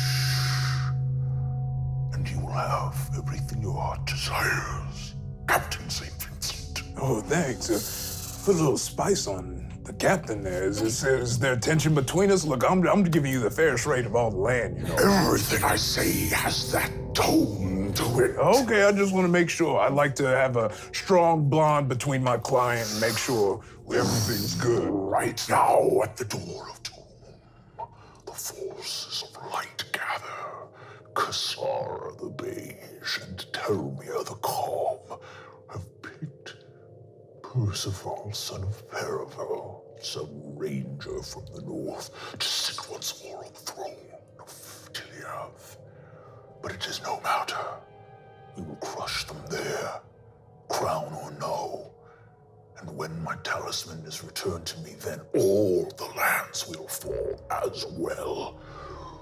When my crown is returned, all the peoples of Elna will turn to me and say, fuck, fuck, fuck, fuck, fuck, fuck, fuck, fuck, fuck, fuck. No, no, no, no, no, no, no, no, no, no, no, no, no, no. Ah! Ah! Ah! the fire explodes into hot wind and air. You are buffeted back. The throne goes a little pathetic cinder lies and falls apart into some ash and like gray, ashy embers. You guys hear the foundations of the structure of the Bloodkeep go, and you feel a vast of arcane energy, spells, and enchantments fading and dying with a wheeze. Damn, they gonna say all that? They gonna say all that? Yeah! Yo, we gonna make those people hurt. They gonna be doing all that. Ain't that right, Lord Z? Ain't that right? I go up to the throne, just like looking for any like. Is there a ring? Look for a ring. Stockbar, do you see a ring? I don't see a ring. You don't see a ring? I don't see a ring. Wait, Is there enough ash to gather? There's a little bit of ash. As you gather, make an Arcana check for me. Lilith just takes a sip of her wine. It's going to be 22. You gather, it starts to like go away on the wind, and you like, and like, and you have a tiny little ember, just the smallest little lumpy ashy piece of coal. Wait, that wasn't just a... my lord. Maybe I should try. Maybe he's not going to respond to you. He is fine. I have him here. It's me. I'm sorry, what the fuck is going on? Yeah, I thought that was an act out Give in me the a speech. second, and I roll my bone, and I think it's like the skull just spins, like. You see that the skull, for the first time ever, perfectly rests on the round part of the skull. What's going on? What does it mean? What does it say? Yes, I have looked deep inside my bone and I have seen that, I don't know. What? I think you foresaw victory. It was assured. And there still may be, because this doesn't mean anything. More importantly, your main thing is like knowing stuff, right? Like that's why you're here. Yes, is to I know, but it is an things. imperfect magical art of divination. So this is untoward, is what this is, and I must spend time to. I don't know. I don't know. Can I look around for just anything that I think might like answer anything that's in the room? Go ahead and give me a investigation check. Sure. This is just surely a temporary setback. I mean, we have our vast armies, and you know, the realms of men and elves and dwarves are fractured, and surely. As Lilith is saying that, you all look out the huge window through which the maw like yells commands out to the armies. You look out and see a vast horde of shambling undead orcs that have all been given like armor. And you see this orc general going like, "All right, you maggots, now you've been reanimated by the force of the Lord of Shadows," to about 10,000 zombies fall over and just start to rot. Oh shit. Oh shit. Can I use my divination for Bones of Fate to talk to my deity and see what is up? Sure thing. Okay. So I do that. It is your father. Can everyone hear it? Him? Yes, everyone can hear him. I'm gonna roll a little thing right here. Okay. Wonderful. Yes, Bone Daddy.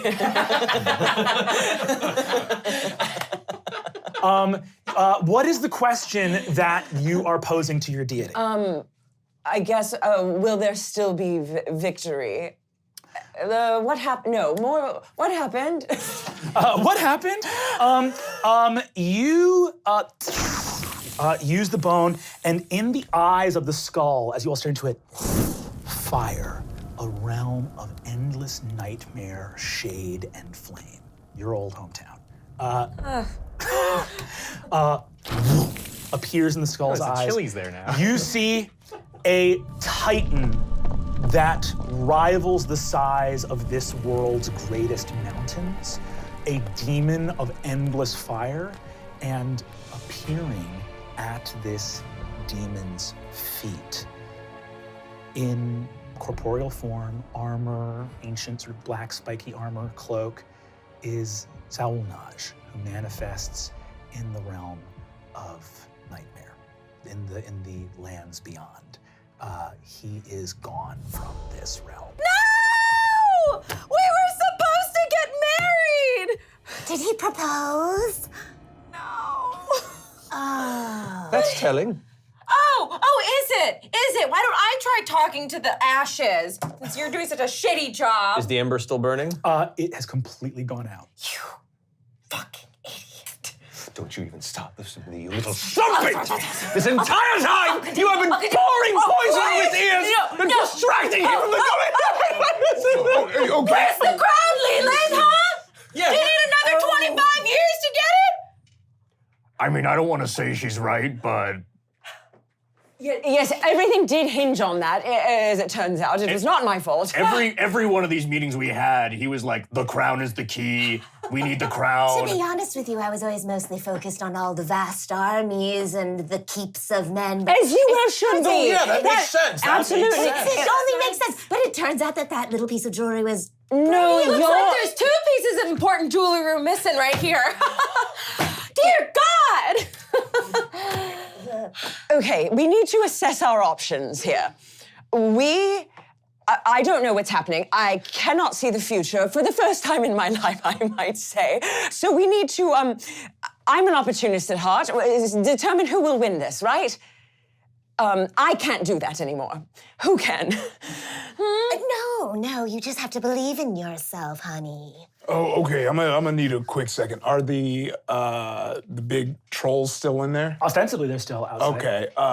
Do you want? You can dip out and ask them. Yeah. Yeah. this hoping- I'd like to poke my head out. Let's just kind of keep this on the down low for right now. I mean, Okay, yeah. I just need real to. casual. I We just don't need know to. exactly what's 10,000 happening. undead orcs have vanished. Okay, you know what?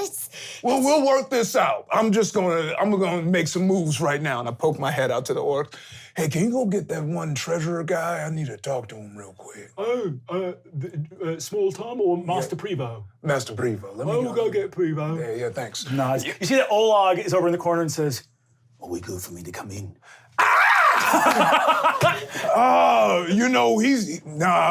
He's like, this is definitely. Lilith pops her. The Dark Lord is very busy right now. Yeah. Very He's so busy. understandable. Yeah. Does he have Yeah. a timeline on which this decision? It's really very up in the air at the moment. We're Oh, my moving a gosh. lot of things around. Yeah. All right, well, I will wait. Yeah. I will die for him. Yeah. Yes, You say that we every know. time. You say that every time. Every time. Slams it. A moment or two later, you see that Master Prevo is brought to the door, and you see that Hobart says, "Would you like him to be brought in?" No. I just need to have a quick powwow with him. Okay. You see that you step out, and Master Prevo says, Yes, Captain. So for no reason at all that you should worry about, Lord Z Zalnaj, he in this meeting that we're having, top secret, only the highest lieutenants can. He said, get all the gold in the treasury and bring it up to where my ship should be soon. He said now, and he did that thing where he shines bright. No, Yes, I don't think yes. so, What do you Marcus. even need gold No, for Prevo, right now? don't do it. What? Don't do "You it. see I that?" said Prevo it. looks and says, All right, well, we can just ask the Lord of Shadows. No, you were gonna just. Marcus, how dare you, in this time of the Lord taking a moment to sneeze, are you going to just use this? During this sneeze, I promise I got y'all's back. Cause what's in the treasury ain't even half the contract. But now I just need a little insurance before we go any further. Cause this sneeze. Sir, in the event of any sort of catastrophic failing of the Empire of Darkness, In the event. just Hypothetically. hypothetically, what does the contract say about the captain's payment? Yes, well, the contract was very strict. So I would say this, contractually, Gorgar is obliged to pay Captain St. Vincent his fee. However, if in a catastrophic event where, say, the only thing that would bar that from happening would be if Gorgar endured a complete and utter collapse of its entire civic infrastructure. Preposterous. But in that event, then what would happen? In the collapse of an entire civic infrastructure? Yes, are there any other contracts that we can have faith in? Well, all laws are based upon the promise of governmental authority, which rests itself in our country mostly on arcane and martial potency. Do you happen to be pregnant? It would make things so much easier. I am. You see that? You see that Prevo looks over at you and says, "Congratulations." Well, hopefully Lord Z will do the right thing and pop the question sooner rather than later. Shut the fuck up. Is that a bit? It's bad luck to talk about Very well. Well, yes, sort of again, thing. I would say that you are legally obliged to be paid. These laws exist as long as the nation exists. Obviously, without a nation, there can be no laws. Obviously. Okay, cool. That's all I need to say. And then I just smush his Okay, so I'm deeply invested in the success of this venture.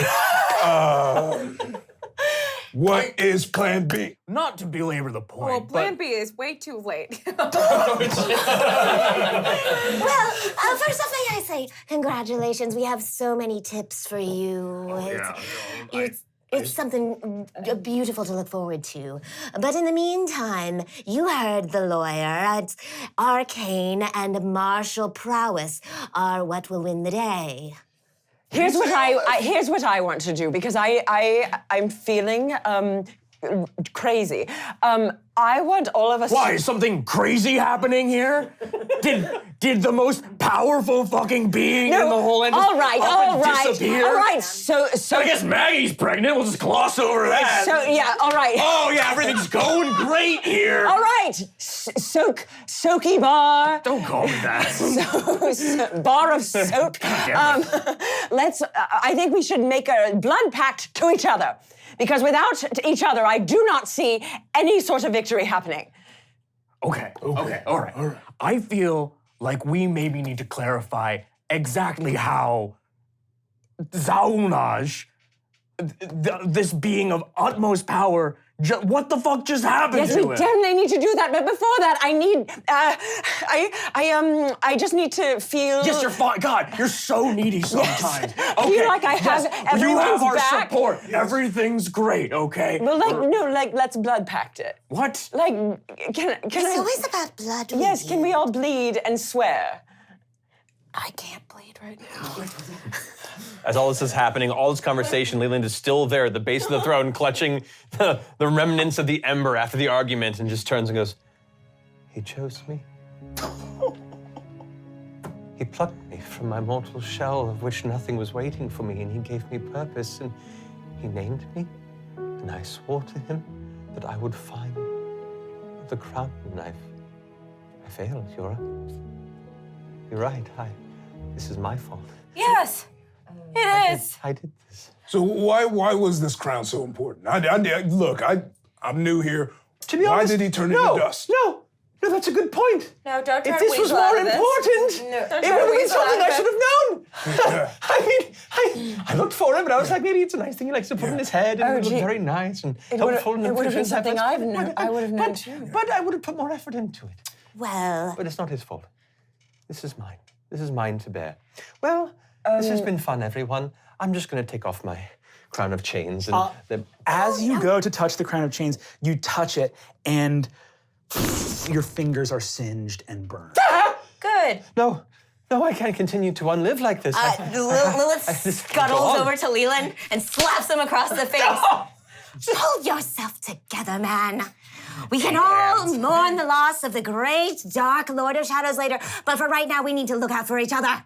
Thank you, blood pact. Okay, so 2 of us are on board. So can't we just agree to do this without me drawing blood? You know, like I don't know. I'm down for a blood pact. I'm down for a contract because that'll work. I'm all about that. Oh, God. I will say this. Let me get an Arcana check from Ethink and Krastin if I can. Natural one. Natural one. Cool. that would be 23. 23. Touching your circlet and having it singe your fingers, you are left with an understanding somehow that he is gone. You have failed him. The self-loathing you feel is all real. However, if every piece of him was gone, you should be gone too. There's no way that you're still here, and there's not hope of something. Friends, this crown, this chained circlet of eternity that was put upon my brow and keeps me here, this magic is of the Lord himself. If he was truly gone, so should I be. And that means the fact that I'm here, he still lives within me. He lives within me! Oh, and on that, I touch him and I cast Revivify. Like, just as this is instinct, I'm gonna Revivify the Dark Lord. Cool. You cast Revivify. It has sadly been longer than a minute. That's right. So boom, spell happens. But you do have an oracular vision as you're saying that of because you're going into Leland's crown to like get the Dark Lord's essence. Yeah. And suddenly you're looking at Leland's crown and you see runes, and they're the exact same runes that were on the spine of that book in the library. Oh, Lord damn it. We have to go back into that crazy woman's library. The runes inside your crown, the magic runes, they are the same upon the spine of, what is her name? Keldriel. Keldriel's book. He's still with me. Oh, dear God, you're centering yourself again. All right, so here's the plan. We obviously can't let anyone come in here, so y'all can go to the crazy library, and we'll stay here. No, she screams so much. You won't have Prevo in here in a minute stealing gold, Marcus. Look, I don't want the gold. I just don't want to talk to the crazy lady. Bullshit, you do want the gold. Oh, yes, that's true. But I don't want to talk to the crazy lady, most and foremost. Listen, we should all stick together. As his foremost generals, we have the best chance of bringing him back, if that is what you wish to do, I suppose. There is no other reason before us. We will bring him back. We'll reforge him, and he will be our Lord once again. So why don't we like hang a little sign that says out for snacks. I gotta go get some drinks. We'll put it on the door. Yes. No, that is very on brand for us, isn't it? Yes, very true. Pre-victory nap. Good. Yeah. Yes. It's the first time. That's fine. Self-care. He's taking a moment before the big victory. Let's go check out. This book. Let's see what's going on here, right? Marcus walks over to Krastoon and like hands him a leather pouch for your ashes. Usually I keep like secret gunpowder in here, but I was like, hey, just letting y'all know, I'm still your friends. I put my cold hand out that sends a slight ice shimmer through your shoulders. I touch it and go, this is very kind of you. All right, thanks. When it comes time for you to shuffle your mortal coil, I can find a place amongst my spiritual guardians for you. Thanks. I think you can't promise that, honestly, at this I will point. promise what I like. Okay. I go walk over and start gathering the ash into the pouch. But you see that it's mixing with a little bit of gunpowder that's still in there. That's fine. It's fine. He's still good. He's still good. You want to share a little bit of that? No. Cool. Real nice, Leland. Real fucking nice. No wonder he said what he did about you. You guys leave from there. You see that you guys exit the door. Hobart and Fraud are out there. Prevo's talking to Olag. You see that Hobart and Fraud say, all's well with the Lord of Shadows, then? Absolutely. Yeah. Yeah, actually, Olag, the Lord had a mission for you specifically. A very special mission. He asked me Yes. to die for him. Actually, kinda. Yeah, he said, head out, find the forces of light, and challenge them to a one-on-one duel. And he said, if you win that duel, you get to come into all the meetings. You see that he springs through a window from 800 feet up on the Bloodkeep. He goes, Oh my God. Oh my God. Bring him back. and then you hear him get up and just start running by himself across the vast ashen plains. All of us, our heads are poked out the window. There goes the dumbest orc in the world. He has such enthusiasm. Blind loyalty. I did not. You see Hobart looks up and you see Hobart peeks his head and sees that the throne is empty and he's like, has the Lord of Shadows gone for a snack? Yes, Robert, went for a snack. You know him so well. And we are also going for As a matter of fact, he said you should guard this throne and make sure no one comes in. Okay, that is what we do almost all the time. Oh, okay. Well, I'm just being redundant. He says, okay. You see there's a huge wrought iron plaque that says in something in like the midnight tongue, like, which is snack and nap, and puts it on the door. Hey, well, not to be disturbed. And you guys have free reign to head to the library. Well, let's... Right, party smiles. Yes, that's very nice. And everybody be very patient with Kelby. She's very... it takes a bit when you're talking to her, but... Well, it's because it's the Library of Madness. The library made her go crazy. That's why me, Well, as sure. a human, does not want to go in there. Yes. sure you'll It's be a fine. fine I'll be excuse, fine. isn't it? I'll be fine.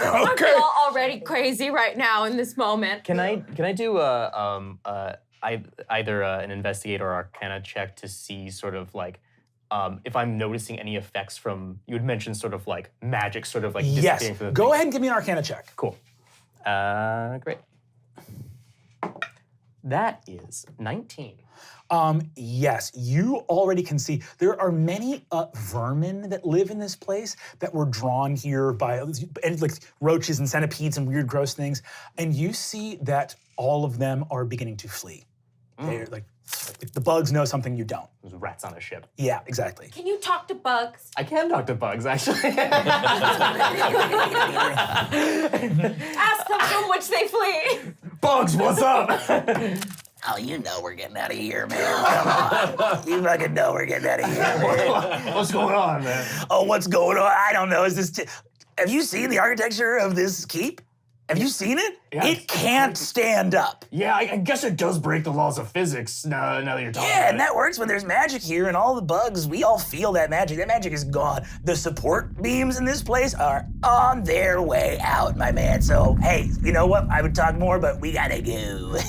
Can I do some kind of check to get a sense if I have some kind of like time of like if this is like an imminent thing or if there's like... Sure.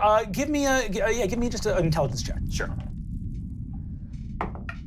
Ooh, that's not good. 4? You don't feel the ground shaking. All right, well, I guess we're pretty good, guys. What is the? Do you relay this? Yeah, I relay all the. as I'm talking to I- the bug, I'm like, oh, I things. speak insect. It's called. Oh, I didn't even. I'm an idiot. I'm so fucking stressed. You have spider kids. I didn't even think to ask. It's all right. They can take care of themselves. I reach through the webs because I can, if we're all connected through Yeah. the webs, and do they know what's up, right? You see that Jason is there. You see that he's just like spinning a little goblin in a web. He's like, Mom, what's up? Jason, no real rush or anything, but you and your brothers and sisters, all 10,000-ish of you, might want to go stay with your relatives in the forest, maybe? Everyone, get ready, get your shit. We gotta go to the forest, Mom said. All right, Mom. Yes, thank you. That's a good boy. Okay. Make sure to pack a snack with you. Yeah. Okay. And takes this orc and skitters off. You guys arrive at the Library of Madness. Before you see tall shelves of ancient grimoires of dark lore and necromancy. And you hear a noise in the back of... Okay, I find her, I grab her up, and I stick my staff to her throat. I say, give us the book! Okay, very well. You see that she reaches out and Mage hands this book to her, hands the book to you guys, which is basically a book of crown lore, and goes, please take me with you. Absolutely not. You're not coming anywhere near us, but good luck getting out on your own. I actually don't wish your demise. I see that she goes, and you guys see that off in the distance you hear, and you see a little flock of books flaps up on its pages and looks down. These are just, again, books. They look down and she says, it has come, the hour of my death. And she runs off into the library and the books fly after her. Cool. You guys have this book of crown lore.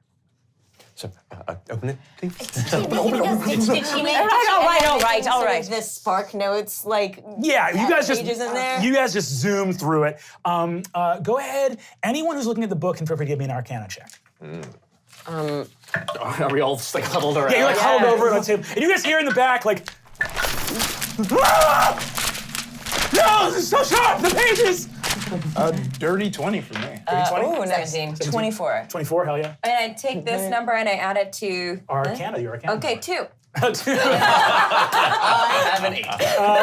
Yeah, you're looking at this thing literally being like 16. 16. Cool. You're zooming through it as the oracle is Turning the here. pages so fast. Turning the pages so fast. And you see Wetter? drip, drip, drip, drip, drip. You see a vision of young Zaulnaj again. Not at the Fountain of Blood where you saw him before, but you see him at the scary volcano. And you see him forging the original circlets of eternal chains and forging the last crown. And what you see is that there is a passageway from within the Bloodkeep to the scary volcano. You see, in the final words of the book, it talks about the object of magic that served as the basis for his enchantment of the last crown.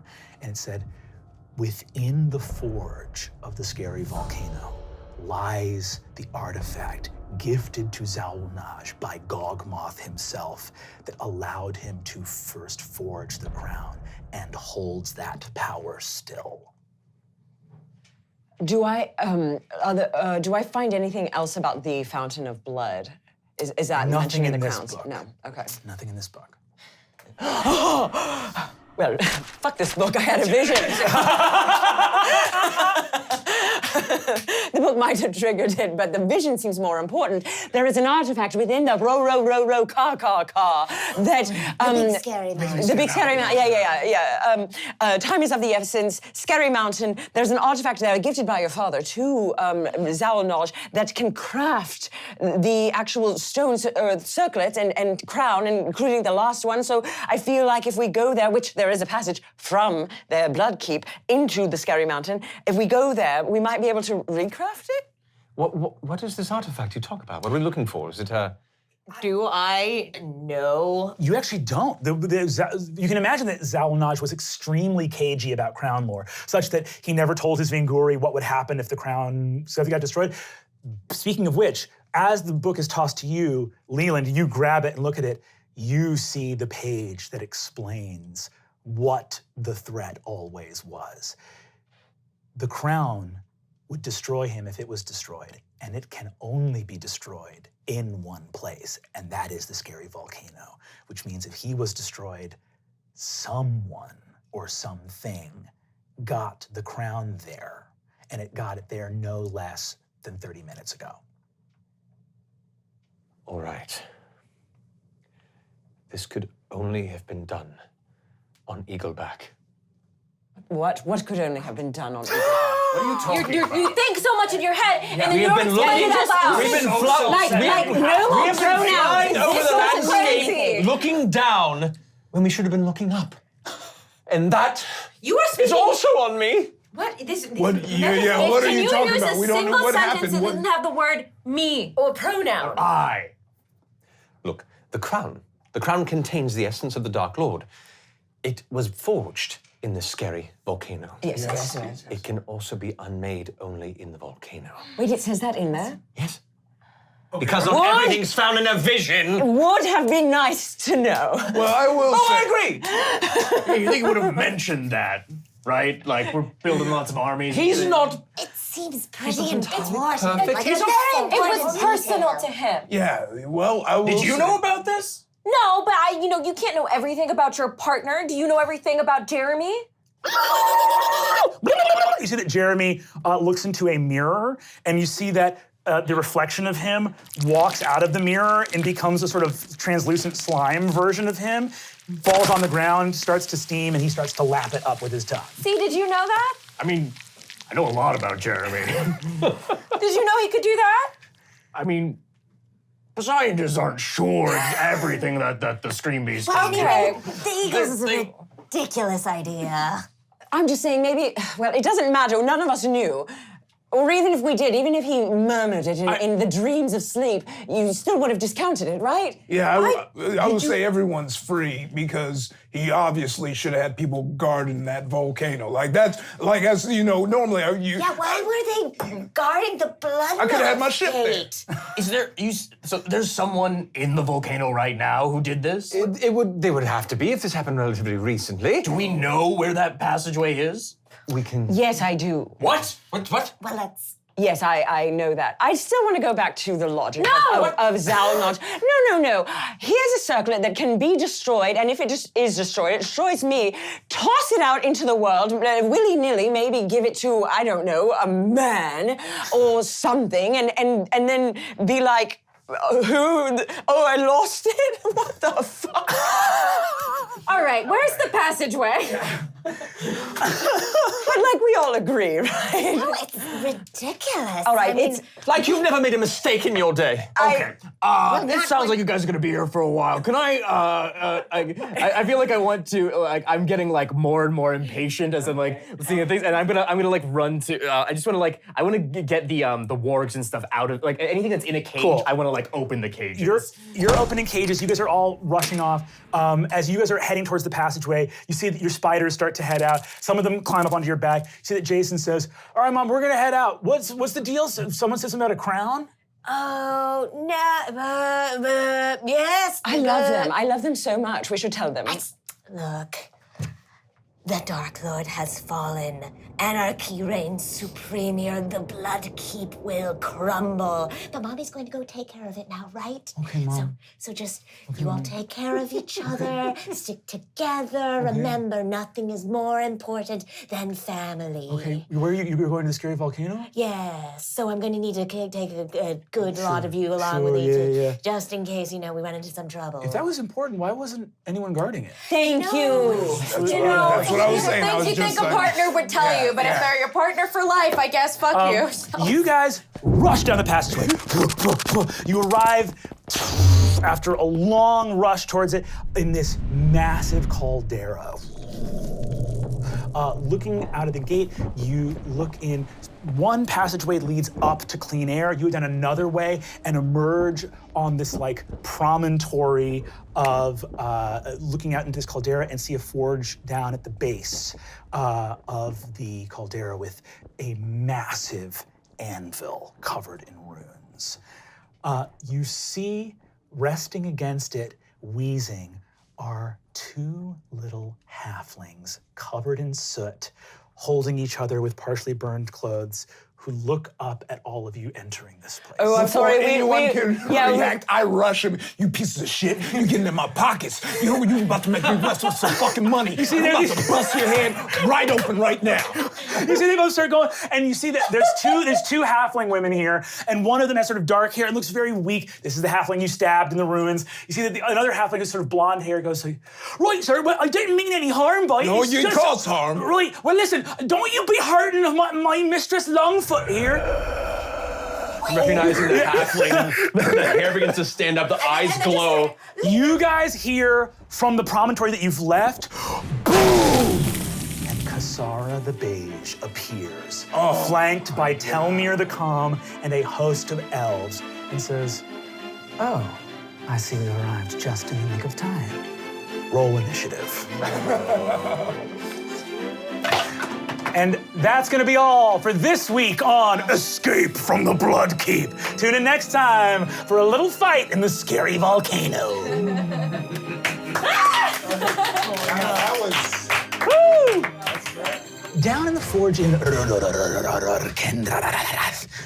scary volcano. It's like it's a mountain of doom. The anvil looks really fucking heavy. Maybe we could lift it out of the caldera. This is going to be the most damage dice I've ever rolled, maybe playing D&D. Creatures of darkness, I have come to me, come to my aid. Buddy, this monster is extremely bad. And then out of fucking nowhere, "Rah!" This is for my baby! That's it for this chapter of Dimension 20.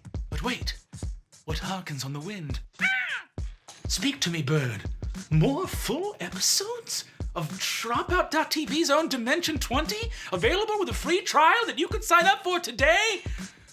Hopefully our viewers are brave enough to answer the call. There he goes.